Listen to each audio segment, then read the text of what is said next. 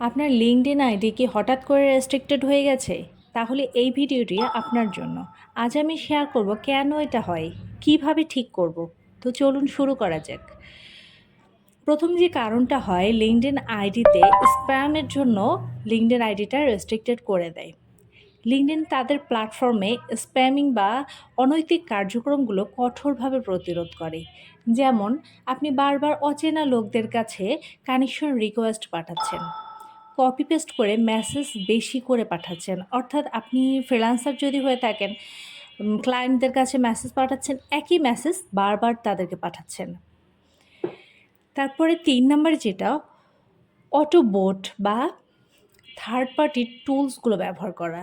এগুলো করাটা ঠিক না। অর্থাৎ লিঙ্কডইনের যে পলিসি আছে, সেই পলিসিগুলো মেনটেন করে চললে এই সমস্যাগুলো হয় না। ফর এক্সাম্পল, অনেকে অটো কানেক্ট যে সফটওয়্যার ব্যবহার করে, এই ব্যবহার করার কারণে লিঙ্কডইনের যে পলিসিটা আছে, সেই পলিসিটা নষ্ট হয়। তাই তাদের প্ল্যাটফর্ম থেকে লিঙ্কডইন আইডিটাকে ভুয়া মনে করে ব্লক করে দেয়।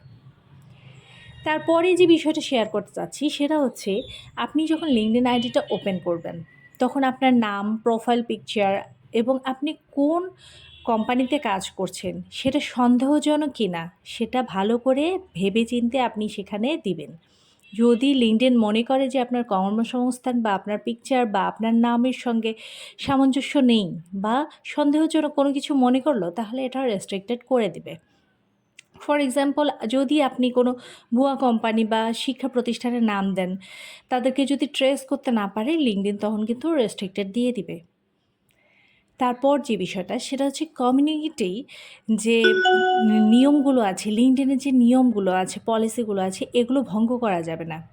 লিঙ্কডইনে অশোভনীয় ব্যবহার বা অশোভনীয় যে ভাষাগুলো, এগুলো ইউজ করা যাবে না। ফর এক্সাম্পল, আপনি যদি ধরেন আপনি কাউকে ব্যক্তিগতভাবে আক্রমণ করে কমেন্ট করলেন, লিঙ্কডইনে যে এআই বটটা আছে সে শনাক্ত করে আপনার আইডিটা ব্লক করে দিতে পারে।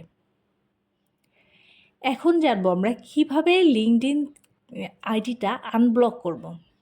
তো লিঙ্কডইনের সাপোর্টের সঙ্গে সরাসরি আমরা যোগাযোগ করব যদি আমাদের লিঙ্কডইন আইডিটা রেস্ট্রিক্টেড করে দেয়। এ নিয়ে আমার আরও একটি ভিডিও আছে, সেই ভিডিওটা আপনারা চাইলে ডেসক্রিপশনে আছে, দেখে নিতে পারেন। তারপরে যেটা হলো, প্রয়োজন হলে আইডি ভেরিফিকেশন দিন, পলিসিগুলো মেনটেন করুন। তারপর আমি সাপোর্ট লিঙ্ক আরও একটি দিয়ে দিচ্ছি, সেটা সেখানে আপনারা মেইল করতে পারেন। তারপর কিভাবে ভবিষ্যতে লিঙ্কডইন আইডিটা নিরাপদ রাখবেন, এখন সেটা বলছি। ফার্স্টে আপনাকে মাথায় রাখতে হবে, স্প্যামিং থেকে দূরে থাকতে হবে।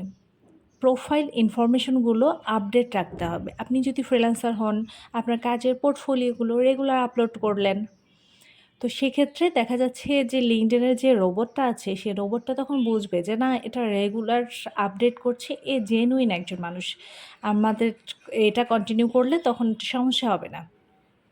তো লিঙ্কডইনের যে রেস্ট্রিকশন আছে, তারপর হচ্ছে যেভাবে লিঙ্কডইন নিয়মকানুনগুলো আছে, এগুলো যদি আপনি ভালোভাবে মেনে চলেন, তাহলে লিঙ্কডইন কিন্তু রেস্ট্রিক্টেড দিবে না।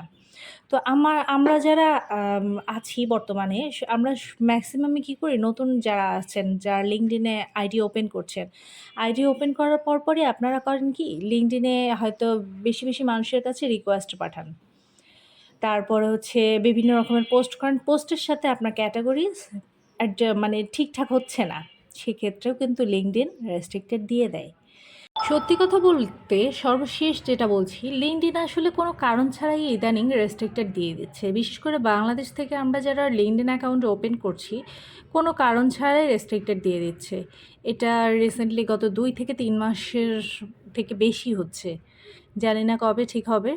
তবে সেই কারণেই আমি সবাইকে বলব, আপনারা সব কিছু পলিসিগুলো মেনটেন করে লিঙ্কডইন অ্যাকাউন্টটা ওপেন করবেন। তাহলে লিঙ্কডইন রেস্ট্রিক্টেড দিয়ে দিবে না। আজ এ পর্যন্তই, ভালো থাকবেন।